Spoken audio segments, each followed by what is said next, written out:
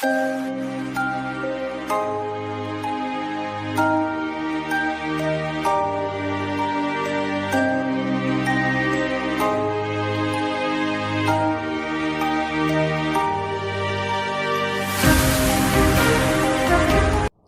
है आप सभी का आज की कक्षा में। मैं विजय लक्ष्मी, कक्षा 9वीं में सामाजिक विज्ञान में। अभी हमारा जो प्रकरण चल रहा है वह है फ्रांस की क्रांति। फ्रांस की क्रांति में जैसा कि आप जानते हैं, पूर्व में हमने 3 कक्षाओं में अध्ययन कर लिया है, जिसके अंतर्गत हमने 1789 में फ्रांस की क्रांति के प्रारंभ की घटना का वर्णन पढ़ा। उसके बाद हमने इसके कारणों पर विस्तार से अध्ययन किया। फिर हमने संवैधानिक राजतंत्र और फिर गणतंत्र की स्थापना के बारे में विस्तार से चर्चा की थी। 1789 की जो क्रांति प्रारंभ होती है उसके कारणों पर हमने जब चर्चा की तब हमने यह पाया कि जो एक वर्ग का प्रभुत्व या एक व्यक्ति का जो प्रभुत्व सत्ता पर था, उसके कारण यह स्थिति उत्पन्न हुई कि क्रांति हो गई। आगे चल कर के हमने गणतंत्र के स्थापना और फिर उसके अंदर कुछ कमियां जो थी उनके बारे में अध्ययन किया। फिर हमने क्रांति का महिलाओं पर प्रभाव देखा। अब देखिए, महिलाओं के साथ साथ क्रांति का अन्य कई क्षेत्रों में भी प्रभाव पड़ा था। इन्हीं प्रभावों में से एक था, फ्रांस में चली आ रही थी एक प्रथा जिसे हम दास प्रथा के नाम से जानते हैं। इस पर भी क्रांति का प्रभाव पड़ा अथवा नहीं, इस प्रथा के बारे में हम आज विस्तार से अध्ययन करेंगे। फ्रांस में 3 ऐसे स्थान थे, मार्टिलिन, सैन डोमिंगो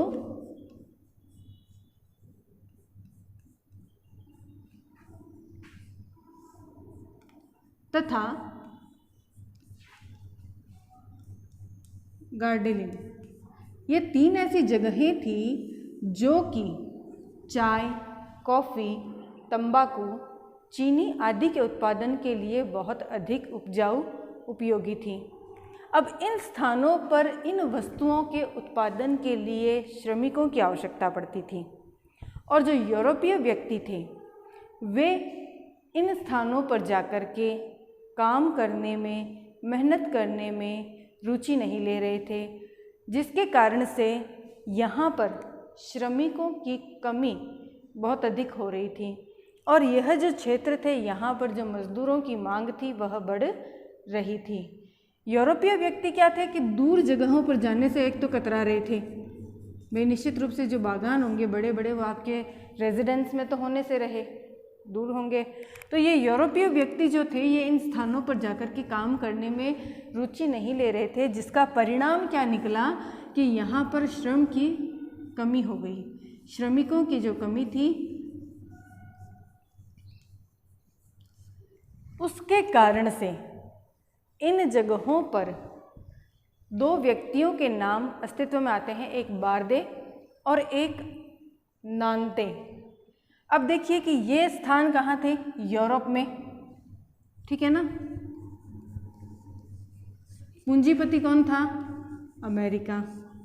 उस समय भी अमेरिका व्यापार के क्षेत्र में बहुत अधिक काम कर रहा था और सबसे ज़्यादा श्रम कहाँ था, अफ्रीका में। अफ्रीका की जनसंख्या जो थी वह अधिक थी और वहाँ पर अच्छे श्रमिक इन्हें उपलब्ध हो रहे थे। तो ये देखिए 3 राष्ट्रों के नाम हमारे पास आते हैं, एक अफ्रीका, एक यूरोप, एक अमेरिका। यहाँ पर श्रमिक हैं, यहाँ पर रोजगार है और यह इन दोनों के बीच में श्रम मुहैया करवाने वाला व्यक्ति बना। इन तीनों का त्रिकोणीय दास व्यापार प्रारंभ हुआ, ठीक है ना।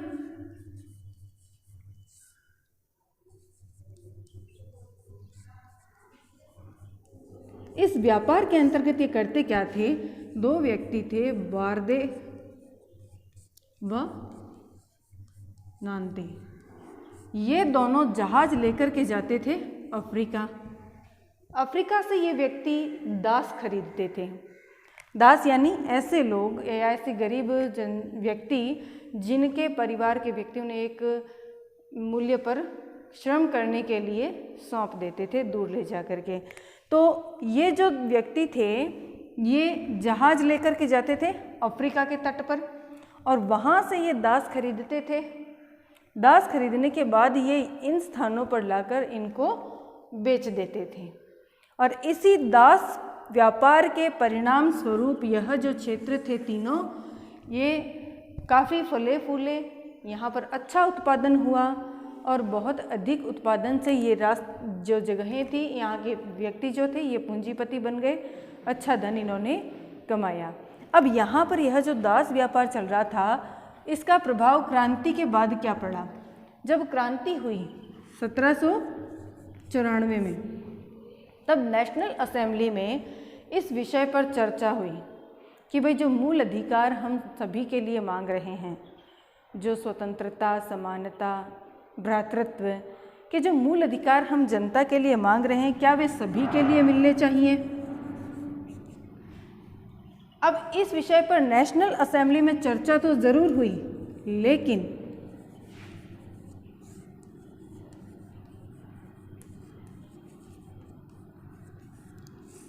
पूंजीपति वर्ग के हितों के कारण यहाँ पर कोई ठोस निर्णय नहीं हो पाया।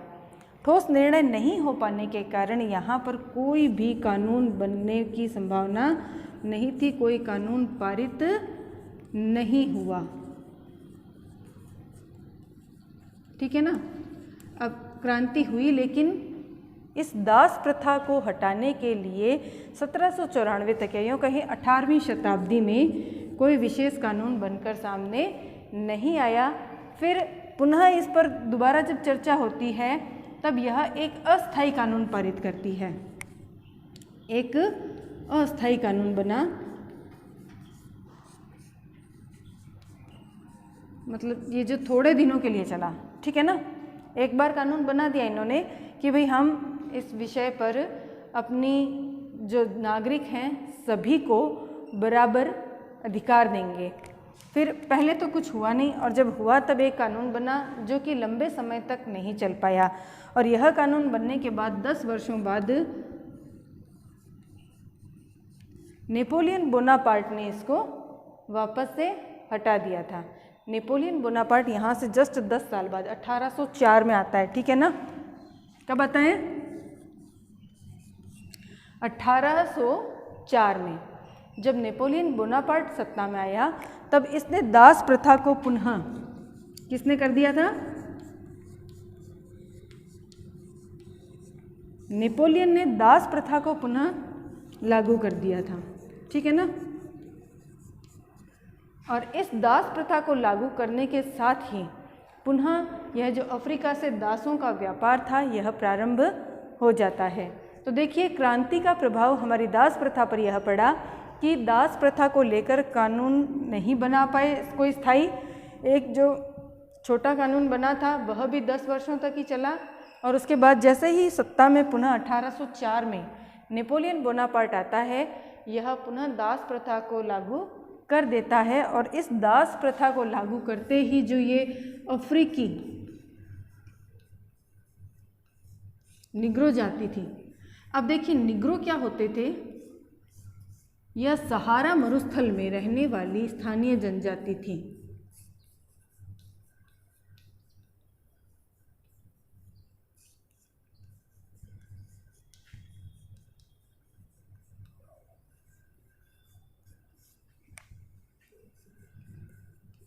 इनको निग्रो कहा जाता था। ये बहुत अधिक काले रंग के होते थे और श्रम करने में बहुत अधिक मेहनती वर्ग था यह।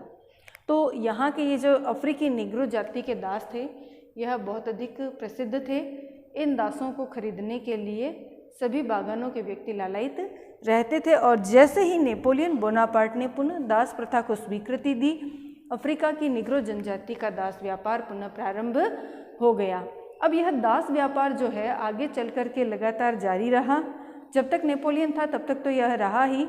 उसके बाद अंतिम रूप से हम यदि देखें कि दास प्रथा का अंत कब होता है तो 1848 में अंतिम रूप से इस दास प्रथा को खत्म किया गया।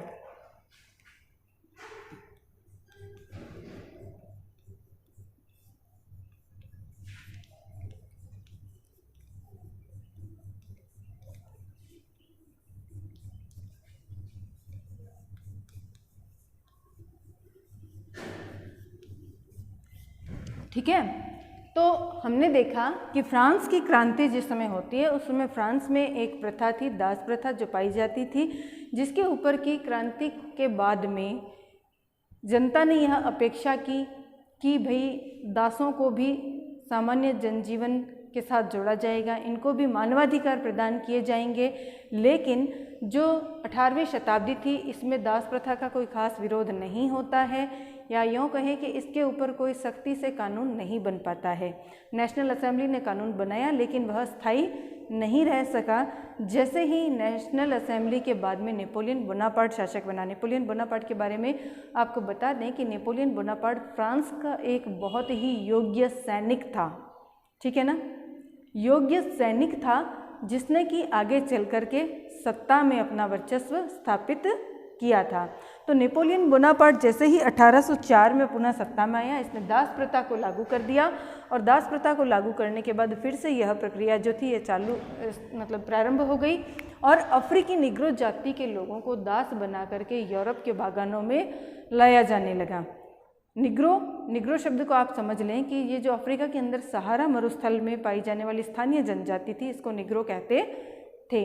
तो अंततः लास्ट में जब अंत हो जाता है नेपोलियन बोनापार्ट का, उसके बाद में भी एक लंबे समय बाद 1848 में जाकर के इस दास प्रथा का अंतिम रूप से फ्रांस में उन्मूलन होता है। किसी भी व्यक्ति को यदि आप दास बनाकर रखते हैं तो यह उसके मानवाधिकारों का हनन है। अतः इस दास प्रथा को अंततः हटा दिया गया, और फ्रांस की क्रांति में यह एक बात जुड़ गई कि भाई फ्रांस की क्रांति के पश्चात फ्रांस में दास व्यापार को इनलीगल घोषित कर दिया गया था। अब हम आगे चल कर के देखें तो हम जानते हैं कि नेपोलियन बोनापार्ट का उदय फ्रांस की क्रांति में एक महत्वपूर्ण घटना माना जाता है। तो नेपोलियन बोनापार्ट के बारे में मैंने आपको पहले भी बताया था कि नेपोलियन बोनापार्ट एक सैनिक था, ठीक है ना। अब हम देखते हैं कि क्रांति का प्रभाव जनजीवन पर किस प्रकार पड़ा और नेपोलियन ने किस प्रकार वहाँ के लोगों को प्रभावित किया। तो देखिए, जनजीवन की जहाँ हम बात करें तो क्रांति के बाद में स्वतंत्रता,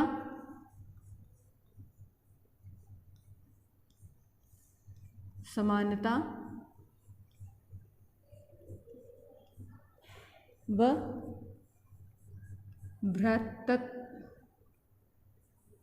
भ्रातृत्व,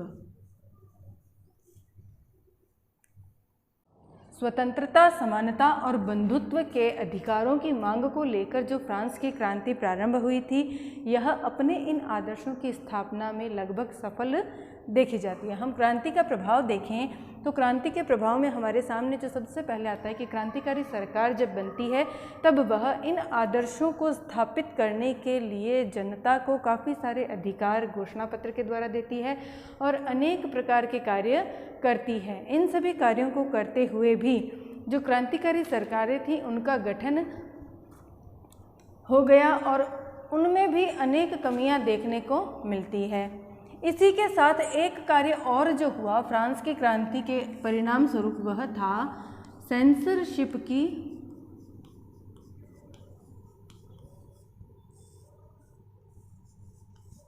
समाप्ति।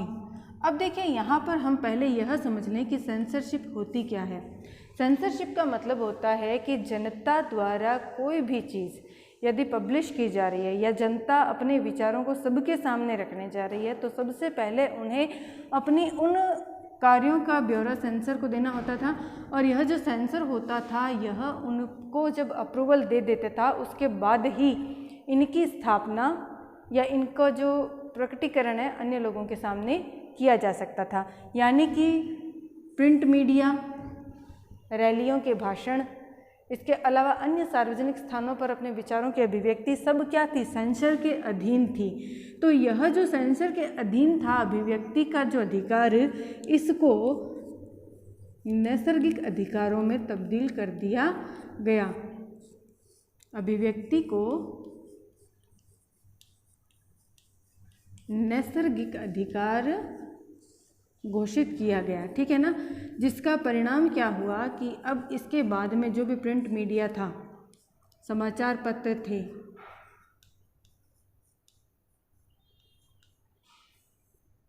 प्रिंट मीडिया और समाचार पत्र वगैरह जो भी थे ना, ये अब स्वतंत्र थे। जनता अपने विचारों को, चाहे वे सरकार के विरुद्ध हों, चाहे वे सरकार के समर्थन में हो, स्पष्ट रूप से प्रकट कर सकती थी।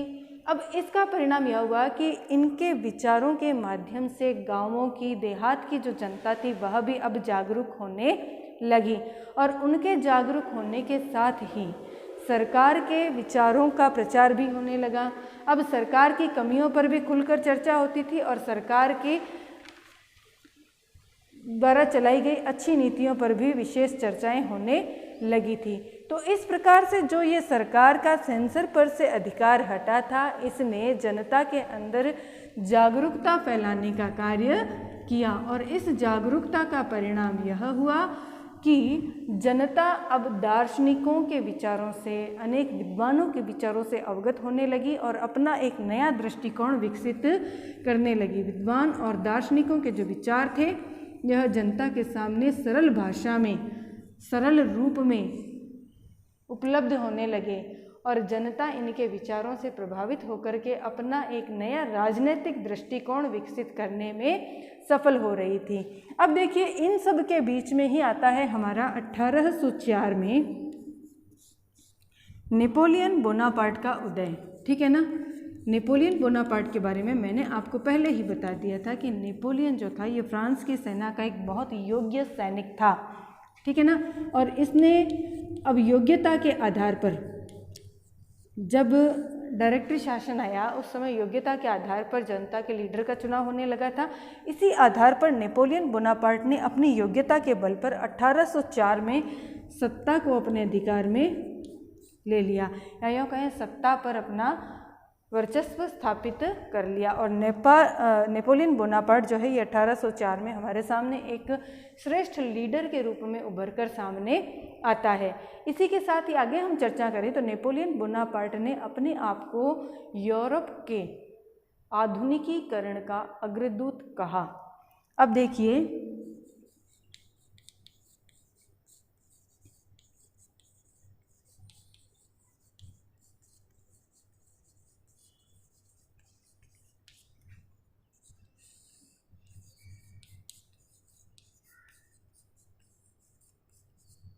यहाँ पर शब्द क्या आया है? यूरोप। यहाँ पर फ्रांस नहीं आया है। इस यूरोप शब्द से ही हमें यह पता चल जाता है कि नेपोलियन बोनापार्ट कितना अधिक महत्वाकांक्षी था। इसकी महत्वाकांक्षा क्या थी? संपूर्ण यूरोप पर अपना वर्चस्व स्थापित करने की थी, और इसी के आधार पर इसने जनता के सामने स्वयं को यूरोप का आधुनिकीकरण का अग्रदूत कहा। इसने कहा कि मैं संपूर्ण यूरोप में एक आधुनिकता की लहर ला दूंगा, जिससे कि यहाँ का बहुत अधिक विकास होगा, और इसके लिए इसने अनेक प्रयास और कार्य भी किए। जो नेपोलियन बोनापार्ट के प्रमुख कार्य थे उन पर यदि हम दृष्टि डालें तो इसने सबसे पहले तो संपत्ति के निजी अधिकार को लागू किया था। संपत्ति पर पहले क्या था कि पोप, पादरी और चर्च वगैरह का अधिकार रहता था, और आम जनता को अधिक संपत्ति एकत्रित करने का अधिकार प्राप्त नहीं था। तो नेपोलियन बोनापार्ट ने सर्वप्रथम निजी संपत्ति के अधिकार को कानूनी रूप प्रदान कर दिया, और निजी संपत्ति का अधिकार सभी के लिए था। तो यह कार्य सर्वप्रथम नेपोलियन बोनापार्ट ने किया। इसके अलावा इसने जो सामाजिक भ्रष्टाचार था इसको रोकने के लिए नाप तोल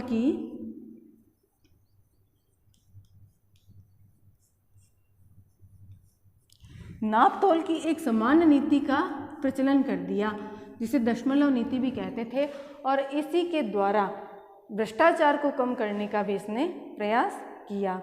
आगे जाकर के नेपोलियन बोनापार्ट ने एक महत्वपूर्ण अन्य कार्य और ये किया था, वह था कि कैथोलिक धर्म को इसने अपना राजधर्म घोषित कर दिया था। कैथोलिक तो जो था ये फ्रांस का राजधर्म किसने घोषित किया था? नेपोलियन बोनापार्ट ने।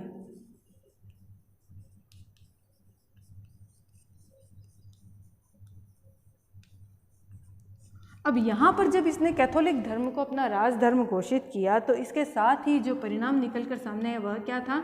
पादरी वर्ग का जो प्रभाव था वह पुनः बढ़ गया था, यह प्रभावी हो गए और इस कारण से जनता की नज़र में पुनः नेपोलियन बोनापार्ट, जो कि अब तक उनका लीडर था, अब तक उनके सामने एक बहुत अधिक आकर्षक व्यक्तित्व था, धीरे धीरे उनकी नज़रों से उतरने लगा। कारण कि यहाँ आकर उनको यह एहसास होने लगा कि नेपोलियन भी कहीं ना कहीं अपनी तानाशाही चला रहा है। तो तानाशाही से इनकार नहीं किया जा सकता है। हाँ, हालांकि नेपोलियन ने तानाशाही की, लेकिन इसने अपनी तानाशाही का उपयोग फ्रांस के हितों के लिए किया था। तो यहाँ पर जब 1815 में वाटरलू का युद्ध होता है तो इसमें नेपोलियन जो है ये हार जाता है। 1815 में वाटरलू के युद्ध में नेपोलियन की हार के साथ ही नेपोलियन का जो प्रभाव था वह धीरे धीरे कम होने लगता है और इसी प्रभाव को आगे जाकर के जनता ने महसूस किया, लेकिन बहुत अधिक वर्षों बाद।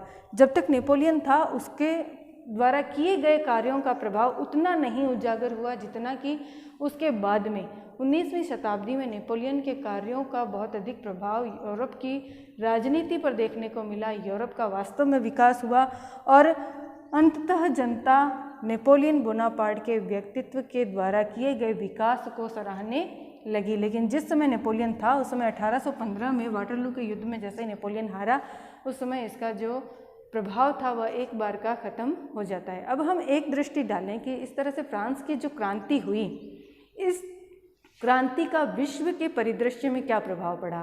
तो देखिए, फ्रांस की क्रांति मानवाधिकारों को लेकर लड़ी गई थी और मानवाधिकार चाहे फ्रांस हो, यूरोप या अन्य कोई राष्ट्र हो या यूरोप के अलावा एशिया, अफ्रीका, अमेरिका, कहीं पर भी हो, मानवाधिकार सभी के लिए समान होते हैं और यह सभी के लिए आवश्यक भी होते हैं। तो मानवाधिकारों को लेकर लड़ी गई यह लड़ाई दुनिया के सभी देशों के लिए